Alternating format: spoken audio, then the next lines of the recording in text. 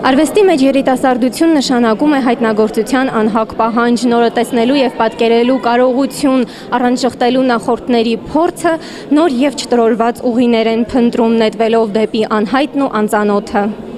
ասել է Մարտիրոս Սարյանը։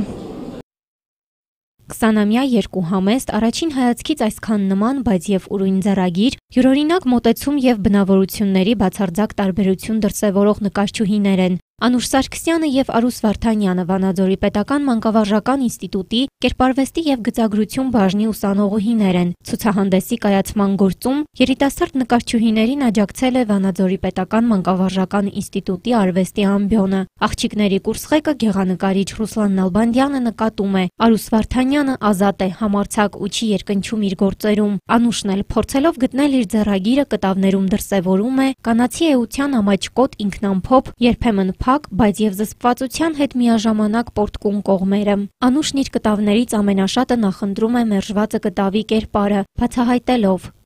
Ամենասիրելի կտավը մերժվածը կտավն է, որտեղ փորձել եմ պատկերել մերժվածի հոգեկան ծանր վիճակը, որը կոտրված է, լքված է հասարակության կողմից, վերջապես մերժված է, սակայն ինչքան էլ մերժված լինի, միևնույն է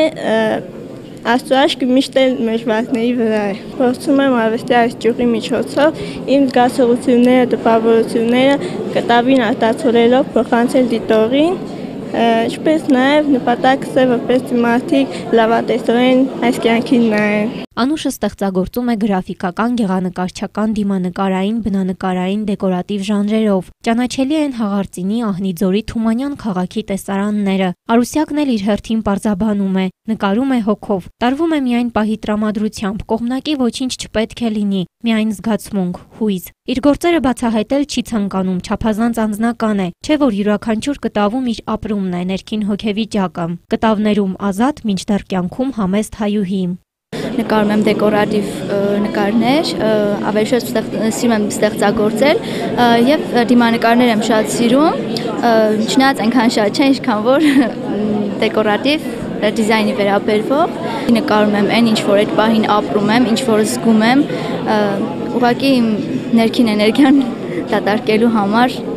կտավն եմ օգտագործում, ներկն եմ օգտագործում դրա համար։ Ցուցահանդեսին ներկա էին երիտասարդ նկարչուհիների դասախոսները, մտերիմներն ու ծնողները։ Վերջիններիս համար 20-ամյա զավակի ցուցահանդեսը մեծագույն հպարտություն է։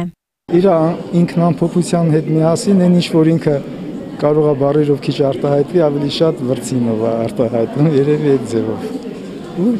իսկապես աշխատասիրությունը իրեն օգնեց, որ կարելի ասել շատ կարճ ժամանակա ընթացքում արդեն նայելու արժանի աշխատանքներ կային կարծիքով։ Որպես ուսանողներ արտակարգ համեստ, խելացի, բանեմած աղջիկներ են, բայց կարող է լինել լավ ուսանող, կարգապահ, լավ սովորող, բայց այսպես կոչված արտադրանք, պրոդուկցիա չունենա։ Այսօր սրանք փաստորեն ավարտելու շեմին, ավարտելուց մի քանի ամիս առաջ նաև նրանք կարողացան ինքնահաստատման առաջին այցեքարտը ներկայացնել։ Ես դրա համար ողջունում եմ նրանց, կանաչ ճանապարհ եմ ցանկանում եւ ուրախ եմ, որ արդեն մեր աղջիկները եւս համարձակություն ունեն արվեստի բնագավառում